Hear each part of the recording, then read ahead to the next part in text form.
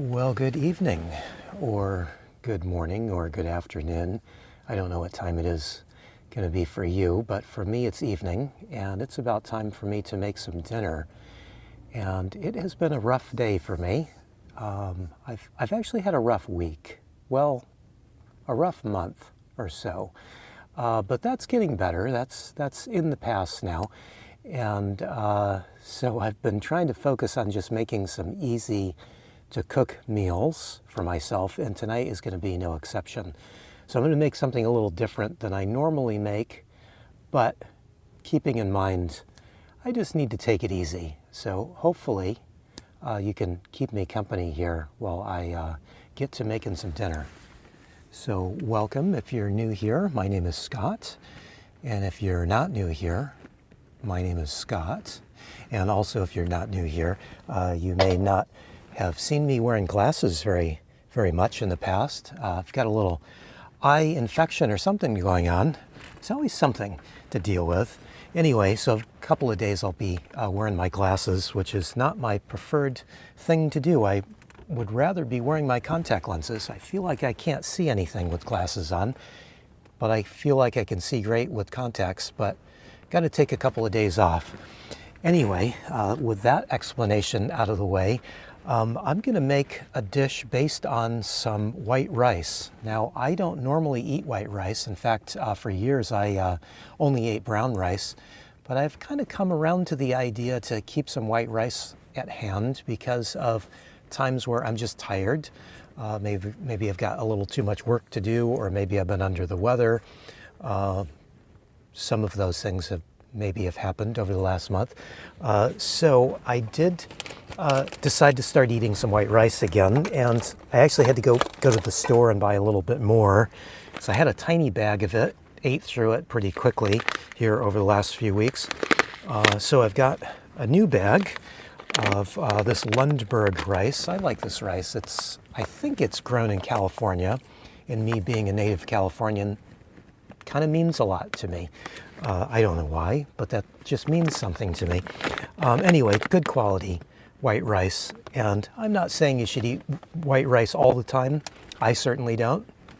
But I think there are definitely times that when you just need something quick, it's definitely the way to go. If you're not aware, brown rice takes about an hour to cook, where white rice takes about 15 minutes. So big chunk of time there that you got to wait for brown rice, and so that's why I just haven't been really keeping much rice around at all, and I kind of stopped keeping brown rice here in my kitchen just because of that fact. It just takes so long to cook that usually I just kind of overlook it, and then eventually it kind of goes bad. That's one of the things about brown rice, is it has a shorter shelf life than white rice. So I think nowadays I'm just going to keep some white rice around. So that's what we're going to do. White rice, we'll get that on. I should just mention, I'm going to cook it in my little cast iron pan here. And I've had this pan for several years. I really like it. I think it's a 3/4 pan. That's just a guess because I can't really read any of the writing on the bottom now, as you could probably tell. And it's been a really great little pan. I like cast iron, but I especially like this one because it's enameled cast iron, so it's easy to clean normally. Although with the difficulty in the last month, I did burn some sausages in the bottom of it, and I cannot get that clean now. It has been kind of a theme here. Over the last 6 months, this pan has really deteriorated. It's got a couple of chips on it. This handle's got a big chip, and this handle has a big chip. I don't even remember how that happened, although I moved into this van back in January of this year, January, February, sometime in there. And I imagine that probably happened in the move. That is the one bad thing about enameled cast iron cookware, is it can get chipped rather easily. Now, I will point out that I have a much more expensive cast iron enamel and cast iron pan. This is a Staub pan made in France, and this pan has not had any trouble with chipping. In fact, I use metal utensils in it and have not had any trouble with it at all. Although it has got a black coating on the inside. It's enamel, just the same as the outside, it's just black in color. So maybe that's hiding some of the damage that I'm doing. But you know, when I really want to clean this pan out, the stove pan out, scrub it out good, it looks brand new when I get done with it. This pan, I'm afraid to say, may need to be replaced at some point, and that makes me very, very sad. But let's not think about that, because I've got too much sadness going on. So we'll try to turn this around a little bit, shouldn't we? Oh, and I'm just noticing there's another little chip here. I haven't noticed that until just today, so I'm not sure if that's new and I haven't noticed it, or if this pan really is just falling apart. It'll work just fine for us. And to be honest, I didn't pay a whole lot for this pan. It was a grocery store pan. I think I paid about $20 for it. It was on sale at a grocery store called Fred Meyer up in the Seattle area. I would try to go back to a Fred Meyer and get a replacement, but I think the closest Fred Meyer is about 7 or 8 hours away from me at the moment. So I think I'm stuck with this pan for a little while anyway.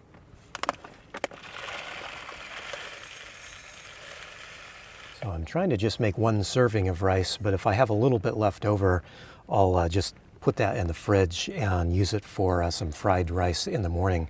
That's what I did this morning, actually. I made some eggs and rice and avocado, I think. That was what I had this morning for breakfast.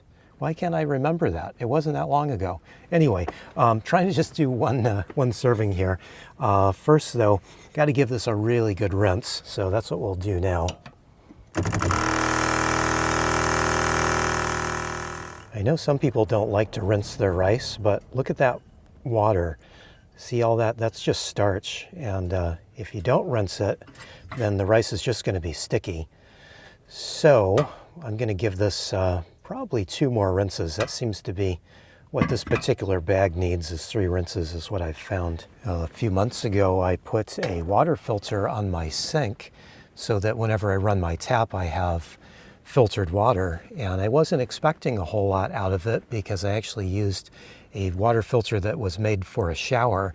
So I was thinking it's probably not going to do a whole lot, but it actually works really well. Fantastic, in fact. And in cases like this where I've got to rinse something off like rice or anything else that I'm going to eat, you know, just makes it a lot better, I think. Sometimes I get free water from around town and it can kind of stink a little bit. And, you know, of course, it stinks sometimes because of chlorine, but also, like, there's a place in town that I got some water the other day that the water just didn't smell good at all. So it just makes me feel a little bit better having it filtered, and it's really surprising how well that little shower filter works.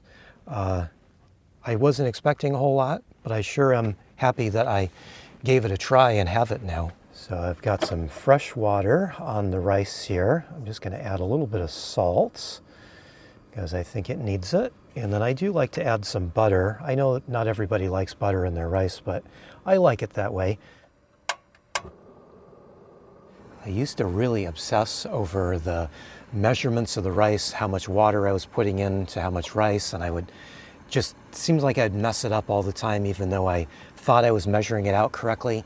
And the best thing I ever did was I stopped measuring the rice and the water. I just eyeball it now. I think some people dip their finger in, and if it goes up to about your first knuckle of water over top of the rice, it seems to be about right. I find that that's not quite accurate when I'm cooking just a single portion like this, but it's pretty close. So that's what I've been doing lately, is I've just been eyeballing it, and it usually comes out right. It seems like it works a lot better than back when I used to measure everything out, obsessively measure everything out. So whenever I cook rice now, I just leave the measuring cups away and just wing it.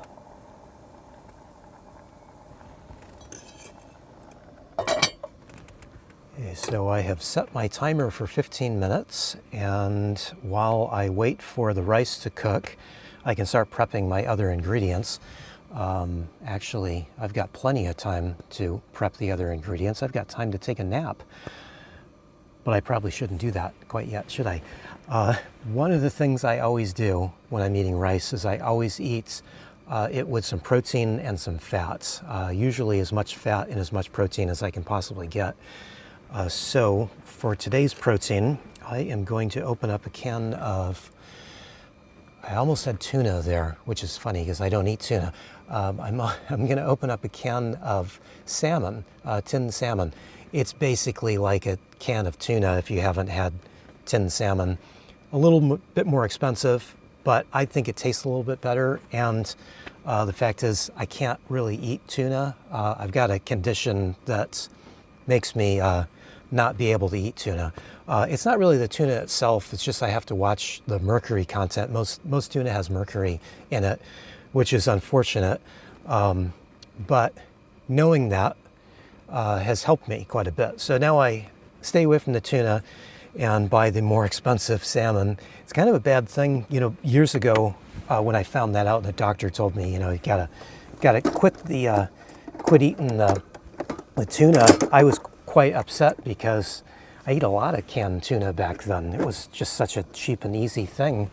Of course, I think back then, you know, premium cans of tuna were like 50 cents a can. I don't know how much tuna is nowadays, but I'm guessing it's not 50 cents a can. And I can assure you that pink salmon is not 50 cents a can either, but we're gonna just not think about that because, you know, you gotta eat something. So anyway, let me get this open. Oh, you know what? Opening a can, I have something special here, and maybe you'll appreciate this, and maybe you won't. So this is what they call a safety can opener. It's made by a company called Xylus, and unfortunately they stopped making this particular model of can opener. I think Xylus still makes safety can openers, but you can find other safety can openers like from OXO and different brands like that. They're usually quite a bit more expensive, but I think that they are a much better option for opening a can. They call them a safety can opener because they don't cut down into the can and leave a sharp edge when they remove the lid. This one actually cuts, has a little cutting wheel and cuts a little slice down the side of the lid of the can, and then they give you these little pinchers on the side that you can use to grab the lid once you've got it cut all the way around. So it is slightly awkward. It's not the easiest can opener to use, and the fact that it's that you got to kind of turn the knob here on the top instead of on the side like a regular can opener does kind of throw people off a little bit. And it did take me a few weeks to get used to this, but I like the fact that there's no cutting blade that is piercing through and touching the food inside. That's one of those things, maybe it's because I worked in a restaurant for 10 years, but can openers get really dirty. And the restaurant that I worked at, of course, the chef was fanatical about keeping stuff clean, so it wasn't an issue where I worked, but I've been in other restaurants and I've seen their can openers, and it's like they don't even pay any attention to them. So I just like the fact that it doesn't touch the food, as well as the fact that it makes a nice clean cut. So we'll put this on. It's a little difficult to get used to this. You kind of have to put it on like this, squeeze the handle together. Now mine is getting old, so the cutting wheel is not working quite as good as it used to. And you can see that this might be a little bit awkward, especially if you've got arthritis or something. I think though you get used to it. So once you get around one full revolution, you can kind of feel that it's made the cut all the way around, and you probably can't really see that cut very well. But see, trying to get this off with your hands is almost impossible. So that's where we go back to the little pinchers here. It looks like a little bird's mouth. And mine, again, this is old. I've had this can opener, I think about 20 years, or very close to it. So it's got a little rust on it, I think from my old salt lamp. But anyway, so you get that on there, pinch it on, and that lets you get the top off. And there's no sharp edges here anywhere, not even a sharp edge along the side here. It's just a fantastic product. So if you're a yard sailor, or go to flea markets or something, if you see one of these Xylus safety can openers, buy it, pay whatever they're asking for it, and just buy it. You'll be happy with it. And if you're not, sell it to me. Okay, my timer just went off, so it's been 15 minutes. The rice should be cooked, but I'm just going to take a peek at it because sometimes I'm a little off on the water measurements. So if it is a little bit too wet, I'll just turn it back on and steam it a little bit more for a couple more minutes. I don't think that's going to be the case. No, it looks pretty good. And the other thing I want to do here is I want to dump my salmon in right now. So the salmon will warm up while the rice finishes steaming. And they tell you don't take the lid off of your pot after the 15 minutes and just let the rice steam, otherwise it'll mess up. But you know what? I don't find it makes much of a difference. When I was thinking about making this for dinner tonight, I thought adding some green peas to this would be really good. So I thought maybe just go over to the store and buy a bag of frozen peas and add to this. But then I remembered something. There have been several comments of people telling me that I never eat vegetables. So I decided I don't want to make anybody a liar. So we won't be adding any vegetables to this. But if you are inclined, I think peas go really good with this. And if you get a bag of frozen peas, you just toss them in on top like I did with the salmon, and they thaw out while the rice finishes steaming. So it's an easy way to just add some vegetable to it. But of course I don't eat vegetables, so I can't do that. Another thing that is good are green beans. They cook up rather quickly, and you just throw them in too. I think actually some cabbage would be good too, but again, I don't eat those things, so we're not going to do that. So instead of that, we are going to add some fruit to this. I'm going to add some chunks of avocado. I think I'm going to add the whole avocado because you know what, I'm kind of hungry today. For the first time in a long time, actually. I haven't had much of an appetite over the last month, so I think I'll just eat the whole avocado. Why not? There's always somebody that says that tinned salmon and tuna and all that looks like cat food, but I can assure you I'm not a cat, but I guess it does look a little bit like cat food, doesn't it? I think the rice turned out pretty good, yeah. I mean, it's not perfect, but I think it's good enough for me. And with the avocado, I think this is going to be a pretty good meal, but it does need maybe one other ingredient. And that, of course, will be some tamari. And tamari is just wheat-free soy sauce. So if you like soy sauce, but you need to stay away from wheat, if you've got an allergy or something, or if you just want to avoid it, look for some tamari. And this is my favorite brand, Sanjay. It just makes a really good, clean soy sauce, or tamari. It is technically soy sauce. I mean, they do say that on the label there. It's actually really brewed soy sauce like it's supposed to be. A lot of American-style soy sauce is made more like in a factory, in a chemical factory. I won't say anything more about that, but what you want is for the label to say that it's brewed. So that's one of the reasons that I started buying this years ago, and it's now been my favorite brand. Well, and that's my dinner. I've got quite a bit to eat here, don't I? I did say I was hungry, although now that I'm thinking about it and looking at this, I think I said that this little pan was 3 quarts earlier. I think it's probably more like 2.5 quarts. Either way, I won't be hungry tonight, will I? So this is very good and obviously very quick and easy to make.